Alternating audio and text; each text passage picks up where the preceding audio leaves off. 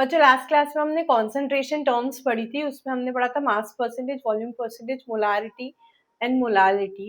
ये बहुत ही ज्यादा इंपॉर्टेंट टॉपिक होते हैं। जितने भी चैप्टर्स फिजिकल केमिस्ट्री के हैं ना, तुमको 11th और 12th में बहुत ज्यादा यूज आने वाला है। तो अगर ये लगता है ना तुमको कि भाई क्या करे, इसको बस पढ़ के छोड़ दे या फॉर्मूला लिख ले, फॉर्मूला लिख के सिर्फ क्वेश्चन सॉल्व कर ले, रट्टाफिकेशन कर ले, नहीं ऐसा मत करना। बहुत ज्यादा इंपॉर्टेंट टॉपिक है, बहुत ज्यादा। मतलब ये ना पिलर्स बेसिक्स है केमिस्ट्री के। अगर ये नहीं पढ़ा ना तुमने तो बहुत ज्यादा प्रॉब्लम आ जाती है। अभी तक कैसा होता है ना, मेरे पास 12th क्लास के जो बच्चे आते हैं वो क्या बोलते हैं कि मैम नॉर्मेलिटी पढ़ा दो, कॉन्सेंट्रेशन टर्म्स पढ़ा दो, हमने 11th में नहीं पढ़ी, नहीं आती है हमको, कंफ्यूजन है बहुत सारा। कंफ्यूजन क्यों होता है पता है?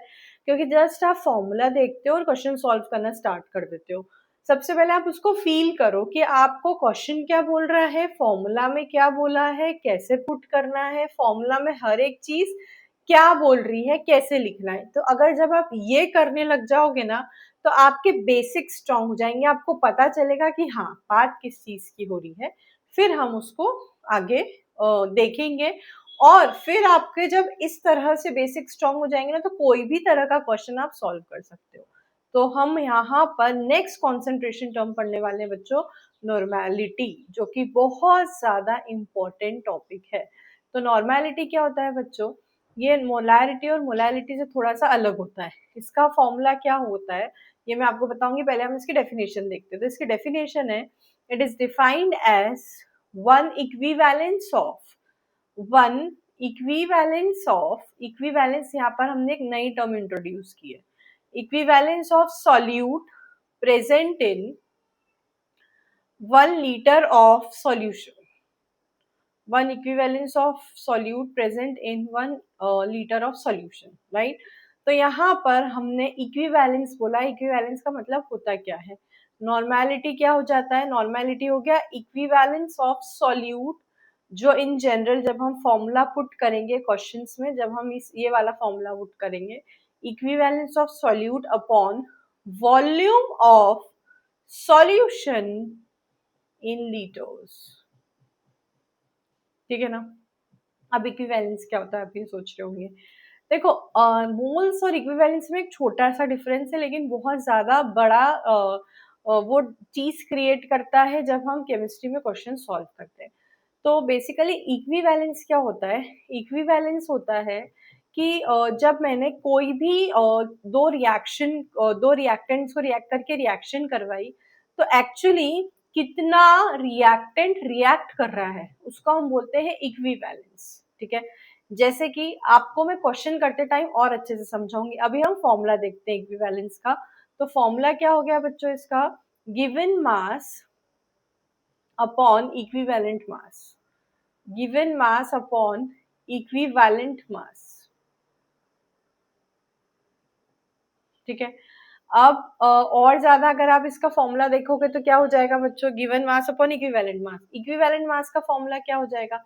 इक्विवेलेंट मास क्या होता है? तो मैंने अभी जैसे कि आपको बताया कि मैंने 100 ग्राम अगर HCl लिया, तो एक्चुअली HCl कितना यूज हो रहा है? 71 ग्राम। बाकी का यूज नहीं हो रहा है क्योंकि उतना बेस ही नहीं है। मैंने एक एसिड बेस रिएक्शन कराई, तो जब उसको बेस को न्यूट्रलाइज करना था तो कितना एसिड लगा एक्चुअली? मैंने डाला तो 100 ग्राम है, लेकिन मेरे को 70 ग्राम ही लगा।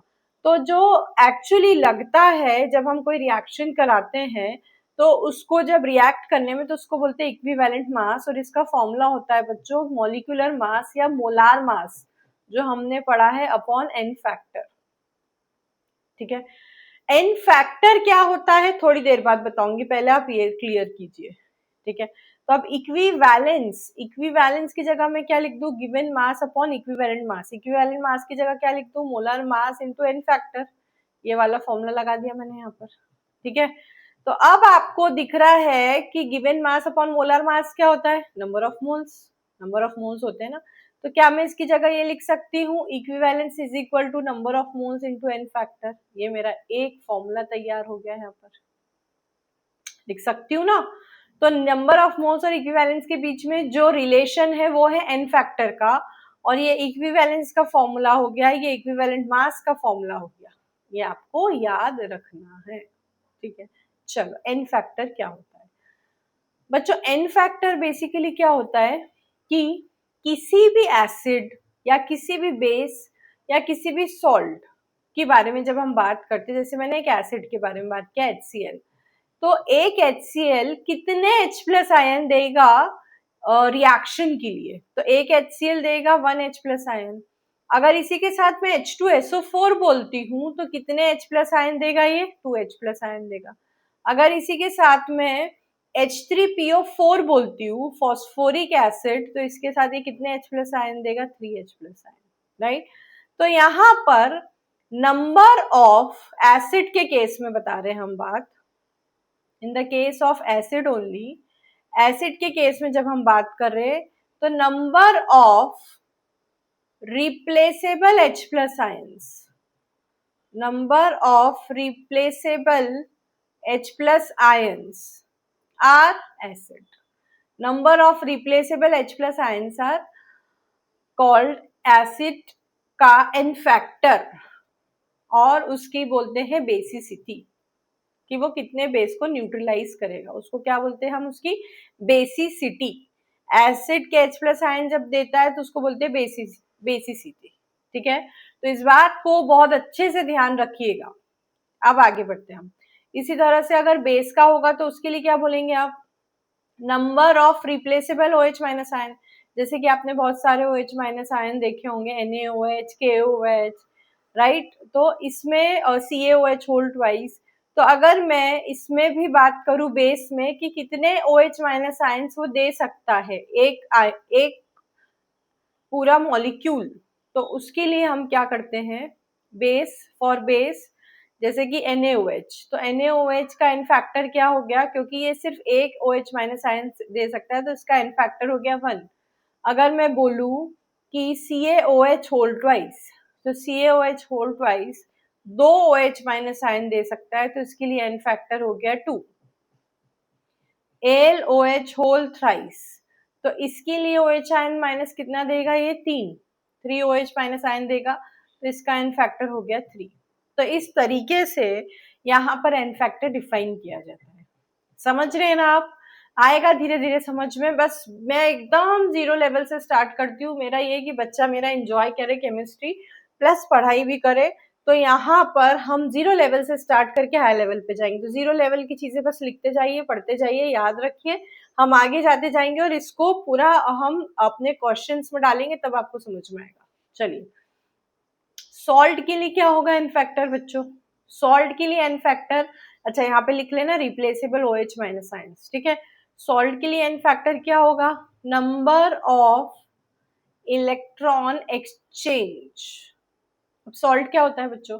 सॉल्ट एक कैटायन और एनायन से बनता है, तो कैटायन एनायन के बीच में कितने इलेक्ट्रॉन एक्सचेंज हुए सॉल्ट बनाने के लिए, उसको बोलते हैं हम एन फैक्टर। जैसे NaCl, तो सोडियम ने 1 इलेक्ट्रॉन दिया, Cl ने लिया, तो ये हो गया Na प्लस और Cl माइनस। तो इनके बीच में कितने इलेक्ट्रॉन एक्सचेंज हुए बच्चों? बताओ जल्दी से। 1, तो इसका एन फैक्टर हो जाएगा 1।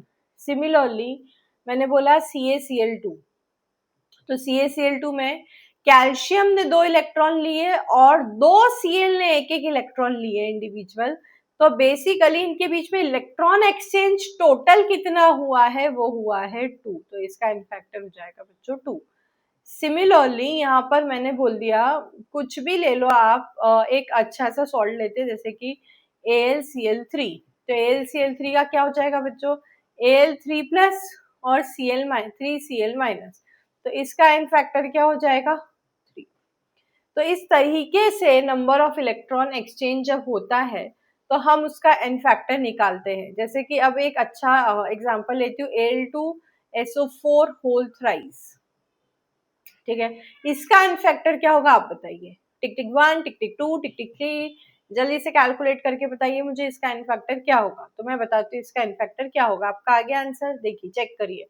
तो इसका एन फैक्टर होगा Al3 प्लस 2, यहाँ पे आयन मिले, ये टूटने के बाद है ना, मतलब कैसे बना होगा उसके बेसिस पे बता रहे हैं आपको, और ये 3SO4 2 माइनस।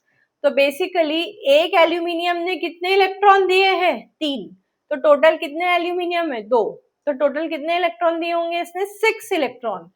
और एक SO4 कितने इलेक्ट्रॉन गेन कर रहा है, 2 माइनस चार्ज है मतलब 2 इलेक्ट्रॉन गेन कर रहा है, तो आपके पास कितने SO4 है 3, तो टोटल कितने इलेक्ट्रॉन गेन किए इसने 6, तो इन दोनों के बीच में कितने इलेक्ट्रॉन का एक्सचेंज हुआ है 6 इलेक्ट्रॉन का, तो यहाँ पर n फैक्टर आ गया 6।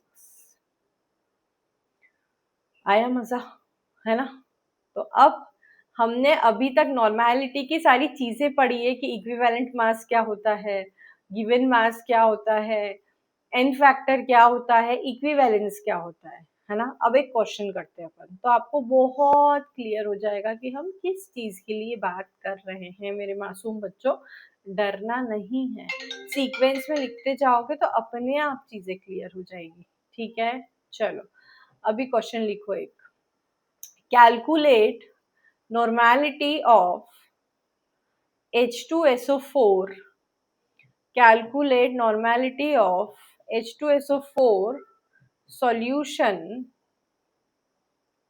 H2SO4 solution in which 49 grams of H2SO4 dissolved in which 49 grams of H2SO4 dissolved in 1.5 liter of solution। ठीक है, चलो क्वेश्चन स्टार्ट कैसे करना है, सबसे पहले फॉर्मूला लिख लिया करो और वैल्यू पुट करने लग जाया करो। नहीं समझ में आ रहा है कैसे करना है तो यही तरीका बढ़िया है। नॉर्मेलिटी का फॉर्मूला लिखा, n is equal to number of equivalence upon volume of solution. यहाँ पर नंबर ऑफ इक्विवेलेंस क्या आ गया बच्चों, given mass upon equivalent mass. Equivalent mass क्या होगा H2SO4 का, चलो यहाँ पे बात करते हैं हम। तो नंबर ऑफ इक्विवेलेंस हो गया आपका गिवन मास अपॉन इक्विवेलेंट मास। गिवन मास 49 ग्राम दिया है, इक्विवेलेंट मास निकाल लेते हैं। इक्विवेलेंट मास क्या होगा H2SO4 का, क्या फॉर्मूला है बताओ जल्दी से बोलो। Molar mass upon n factor. Molar mass क्या H2SO4 का, अपन ने थोड़ी देर पहले ही कैलकुलेट किया था लास्ट क्लास में। 2 हाइड्रोजन का हो जाएगा, सल्फर का हो जाएगा 32 और ऑक्सीजन का हो जाएगा 64। 16 इंटू 4 64, तो ये हो गया 98 ग्राम्स। तो 98 ग्राम्स हो गया आपका क्या, मोलार मास। और एन फैक्टर क्या है, कितने H प्लस आयन दे सकता है H2SO4, कितने H प्लस आयन दे सकता है H2SO4, जल्दी जल्दी जल्दी। 2, एक मॉलिक्यूल H2SO4 का 2 H प्लस आयन दे सकता है, इसलिए इसका एन फैक्टर 2 होगा। तो ये हो गया कितना 49। तो ये तो मैजिकल काम हो गया भैया, 49 ही गिवन मास है, 49 ही आपका इक्विवेलेंट मास आ गया। तो अब नॉर्मेलिटी के फॉर्मूले में पुट करूं नंबर ऑफ इक्विवेलेंस, तो क्या हो जाएगा 1, और वॉल्यूम कितना है 1.5 लीटर, तो ये हो गई आपकी नॉर्मेलिटी। ठीक है, इजी है ना, आया मजा। इस तरह से और क्वेश्चंस करते जाओगे मजा आता जाएगा। मजा लेना आपके ऊपर है कि आप इस चीज का मजा ले पाते हो कि नहीं, कि बर्डन ले रहे हो। बर्डन लोगे तो नहीं होगा, मजा ले लोगे तो बहुत ज्यादा एंजॉय करोगे 2 साल तक। केमिस्ट्री को एंजॉय करना ही एक ऑप्शन है आपके पास, क्योंकि भैया इसको अपना दोस्त बना लो। दोस्त बना लोगे तो अच्छे मार्क्स मिलेंगे, दुश्मन बनाओगे तो भाई भाग जाएगा लास्ट मोमेंट पे। ठीक है, चलिए नेक्स्ट क्लास में मिलते हैं, आगे और कंसेप्ट पढ़ेंगे हम। सो मेरे चैनल को सब्सक्राइब कर लीजिए, फटाफट लाइक करिए, कुछ भी डाउट होता है तो कमेंट करिए। Bye bye.